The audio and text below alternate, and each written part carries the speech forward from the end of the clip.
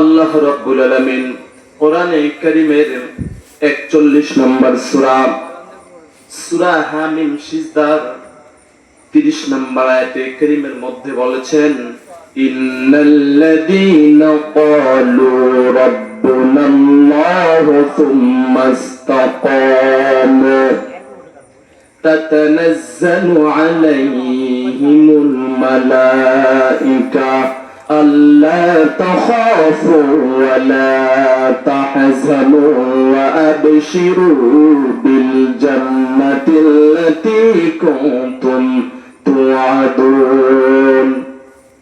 মুসলমান ভাইরা রে আমার, আল্লাহ রাব্বুল আলামিন বলেন, ইন্নাল্লাযীনা ক্বালু রাব্বুনাল্লাহ, ইন্নাল্লাযীনা ক্বালু রাব্বুনাল্লাহ, দুনিয়ার জমিনে যে মুসলমানেরা দিয়ে বলবে রব্বুনাল্লাহ, আমাদের রব হলেন আল্লাহ, আমাদের সৃষ্টিকর্তা আল্লাহ, আমাদের রিজিক দাতা আল্লাহ, আমাদের আইন দাতা আল্লাহ, দুনিয়ার জমিনে কারো আইন মানি না আল্লাহর আইন ছাড়া। মুসলমান ভাইরা রে আমার, এই বক্তব্য যারা দেবে, মুখ দিয়ে যারা এই ঘোষণা দেবে, আল্লাহ রাব্বুল আলামিন বলেন, এই ঘোষণা দেওয়ার কারণে সুম্মাস্তাকামু, ওই সমস্ত ইমানদার বান্দার উপরে দুনিয়ার জমিনে নির্যাতন আসবে, নিপীড়ন আসবে, জেল আসবে, জুলুম আসবে, হামলা আসবে, মামলা আসবে, ফাঁসি আসবে, কিন্তু যারা দুনিয়ার জমিনে ফার্স্ট ক্লাস মুমিন হবে, ফার্স্ট ক্লাস ইমানদার হবে, তাদেরকে হামলা দিয়ে, মামলা দিয়ে, জেল দিয়ে, জুলুম দিয়ে কখনো আল্লাহর কোরআনের পথ থেকে, তাওহীদের পথ থেকে, আল্লাহর রিসালাতের পথ থেকে, আমি আল্লাহর উলুহিয়তের পথ থেকে, আমি আল্লাহর রুবুবিয়তের পথ থেকে তাদেরকে মামলা দিয়ে, ফাঁসি দিয়ে, ভয় দিয়ে কখনো আল্লাহর কোরআনের পথ থেকে কিঞ্চিত দূরে সরানো যাবে না। চিৎকার দিয়ে বলেন না সুবহানাল্লাহ। একটা কোরআন নিয়ে আসেন এখানে। আমার ভাইরা, আমার ভাইরা, কাম টু মাই পয়েন্ট। দুনিয়ার জমিনে যারা জবান দিয়ে বলবে রব্বুনাল্লাহ, আমাদের রব হলেন আল্লাহ, আমাদের সৃষ্টিকর্তা হলেন আল্লাহ, আমাদের রিজিক দাতা আল্লাহ, এই কথা বললে জুলুম আসতে পারে, নির্যাতন আসতে পারে, কিন্তু দুনিয়ার জমিনে ফার্স্ট ক্লাস মুমিন যারা হবে, ইমানদার যারা হবে, তাকওয়াবান বান্দা যারা হবে, তাদেরকে কখনো ভয় দিয়া, মামলা দিয়া আল্লাহর কোরআন থেকে দূরে সরানো যাবে না। মুসলমান ভাইরা রে আমার, আল্লাহ রাব্বুল আলামিন ঘোষণা করেন, দুনিয়ার জমিনে যেই সকল মুমিন বান্দারা হামলা, মামলা, জেল, জুলুমকে উপেক্ষা করে আমি আল্লাহর কোরআনে কারীমের পথে অটল থাকবে, আমি আল্লাহর তাওহীদের পথে থাকবে, আমি আল্লাহর সিরাতুল মুস্তাকিমের পথে থাকবে, আমি আল্লাহর উলুহিয়তের পথে থাকবে, আমি আল্লাহর রুবুবিয়তের পথে ইস্তিকামাত থাকবে, ওই সমস্ত বান্দার যখন পার্থিব জীবনের সময় শেষ হয়ে যাবে, আমি আল্লাহ রাব্বুল আলামিন তখন সেই বান্দার কাছে তাতানাজ্জালু আলাইহিমুল মালাইকা, আরশে আযীম থেকে, জান্নাত থেকে একদল ফেরেশতা প্রেরণ করে দেব। চিৎকার দিয়ে বলেন না সুবহানাল্লাহ।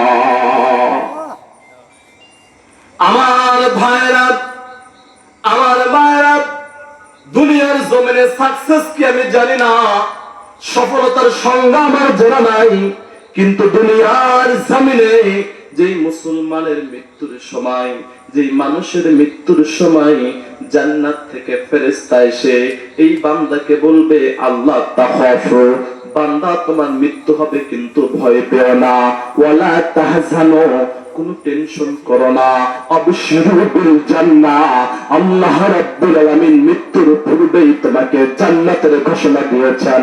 চিৎকার দিয়ে বলেন না সুবহানাল্লাহ। আমার ভাইরা, দুনিয়ার জমিনে লক্ষ কোটি টাকার সম্পদের মালিক হয়ে কি হবে যদি মৃত্যুর সময় আপনার কাছে জান্নাতের ফেরেশতার পরিবর্তে জাহান্নামের ফেরেশতা আসে? কথা বলেন ঠিক কিনা? আমার ভাইরা, দুনিয়ার জমিনে লক্ষ কোটি টাকার সম্পদের মালিকের যখন কোনো হদিস থাকবে না, আল্লাহ রাব্বুল আলামিন তখন একজন আল্লাহ মুসলমানদেরকে স্বর্ণ মূল্য দিয়ে রিসিপশন করে সরাসরি আল্লাহর জান্নাত পর্যন্ত পৌঁছে দিবেন। চিৎকার দিয়ে বলেন সুবহানাল্লাহ।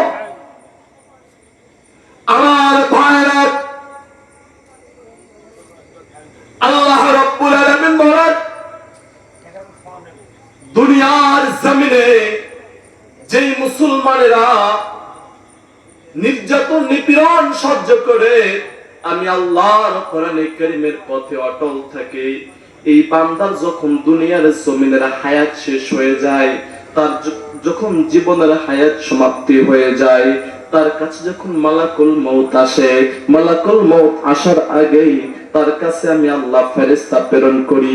এই তাফসীর ইবনে কাসিরের বর্ণনা, এই ফেরেশতা জান্নাত থেকে পোশাক নিয়ে আসে, বলেন না সুবহানাল্লাহ। মুসলমান ভাইরা রে আমার, দুনিয়ার জমিনে সাকসেস কি আমি জানি না, সফলতার সংজ্ঞা আমার জানা নাই।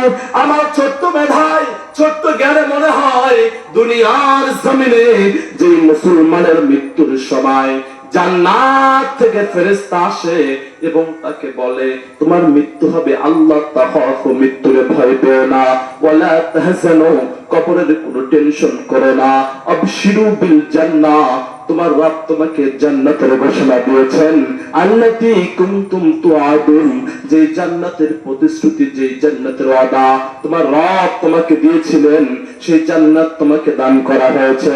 চিৎকার দিয়ে বলেন না সুবহানাল্লাহ। আপনাদের কি মনে হয় এর চাইতে সফল, এর চাইতে সাকসেস কোন ব্যক্তি হতে পারে? মৃত্যুর আগে যে জান্নাতের ঘোষণা পায়, মৃত্যুর আগে যে জান্নাতের জন্য সার্টিফাই হয়, এর চাইতে সৌভাগ্যবান কোন মানুষ আল্লাহর জমিনের মধ্যে হতে পারে না। কথা বলেন ঠিক কিনা? আমার ভাইরা, তাফসীর ইবনে কাসিরের বর্ণনা, একদল ফেরেশতা এই বান্দার মাথার কাছে এসে বসে পড়ে, বলেন না সুবহানাল্লাহ। মালাকুল মউত তার বুকের কাছে অবস্থান করে।